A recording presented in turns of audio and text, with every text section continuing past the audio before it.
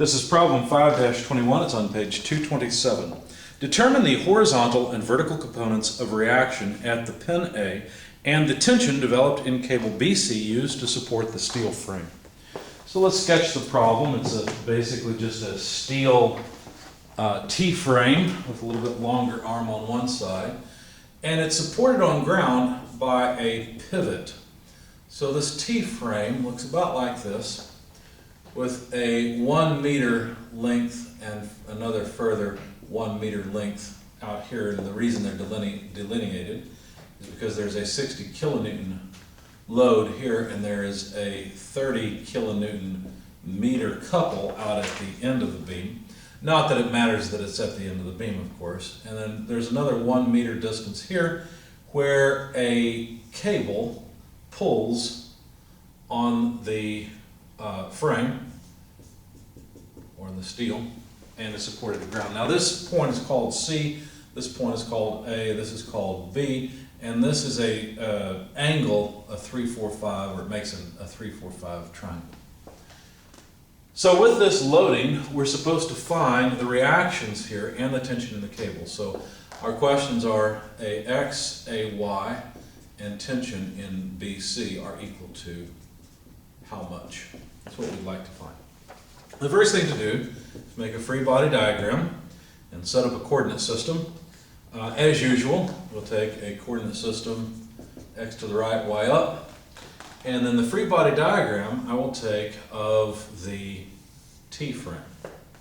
So there's a force in the Y direction, a force in the X direction, and then the tension, of course, in the cable. Instead of calling it TBC, let me just call it T, so I don't have to write TBC over and over again, although I did in my solution. Now, if I sum forces in the X and the Y direction, I'm going to end up with this unknown, a piece of this unknown, this unknown, and a piece of, again, the tension unknown. So I'm going to end up with two equations, sum of force in the X and the Y, and two unknowns. And I won't be able to solve them immediately because, of course, I know this angle, but that's only that's only two equations, two unknowns, or three unknowns, pardon me. Or you could look at it as three equations, four unknowns, because we could break up T into Ty and Tx and then call that four unknowns, but then one of the constraints would be that Tx and Ty are related to each other because they've got to lie along that line divided or defined by the 3-4-5 triangle. So what I'm going to do instead, as is often the case, you can probably crack the problem wide open by summing moments about a certain point. For example, if I sum moments about A, notice that AX and AY will not appear because they have no moment arm, and so all I will have is the tension T. This sum had better come out to 0 because the frame is not beginning to fall, right? It's not beginning to rotate, or it's not beginning to translate, it has no acceleration. So, the first thing to do is to calculate the moment of this tension T. So let me take T and let's see, I want the vertical component of it. I want this piece of it, okay? So what I'm going to do is take 4/5 of T. Now that's the force that's pulling downward at point B, but what is its moment arm about A? Well, it's a 1 meter moment arm. So there's the moment of the vertical piece of the tension, but there's also a horizontal piece, right? And that horizontal piece has a moment arm of whatever the distance is from A up to B. And it looks like I forgot to write that. That's 3 meters according to the problem. So what I need to do, now wait a second, let's think. Go back to this one. Yeah, that causes a positive moment, so that's okay. This horizontal piece will also cause a positive moment, so I have to write plus T, but notice I only want 3/5 of it because I want the horizontal piece, times the moment arm of 3 meters. Okay? Anything else? Well, yes, there's a 60 kilonewton load, and that causes a negative moment, a clockwise moment about A. So what we'll have to do is say minus 60 kilonewtons multiplied by its moment arm, which is 1 meter. And I'm out of space. Well, maybe not. Probably fit it. There's also a concentrated 30 kilonewton meter load that is a clockwise moment. Again, it doesn't matter where it's applied on the body, it will have the same effect. So there we go. Now, this sum comes up to 0, but notice the only unknown in the equation is t. And so if we solve for t, let's see, what could we do? Well, let's see. There would be 4/5, just plugging in the numbers, we know that our units will come out in kilonewtons, so that's fine. Plus 9/5, because 3 3s are 9, equals, and we'll put all this on the other side, 60 plus 30. So that's 90 kilonewton meters, of course.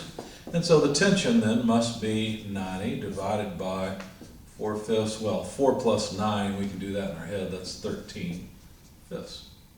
Or in other words, the 5 belongs in the numerator, and there's our tension. Of course, the tension would be in kilonewtons.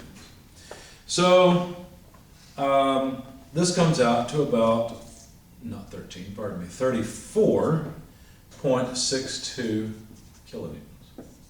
So there's the tension. That's one of the first things you wanted to know. The tension is 34.62 kilonewtons or so. I had to round it off a bit.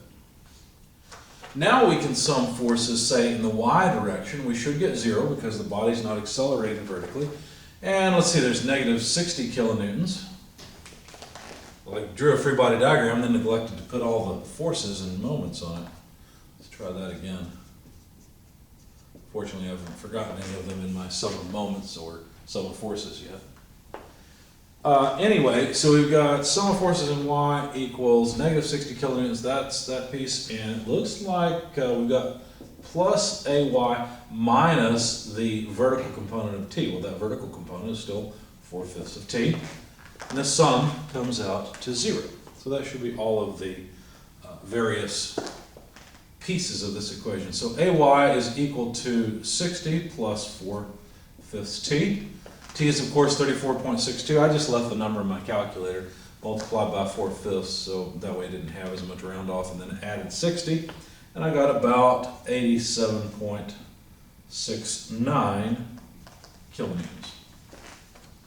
Then, summing forces in the x direction, which, by the way, we want to box around that because that's one of our answers. So, summing forces in the x direction,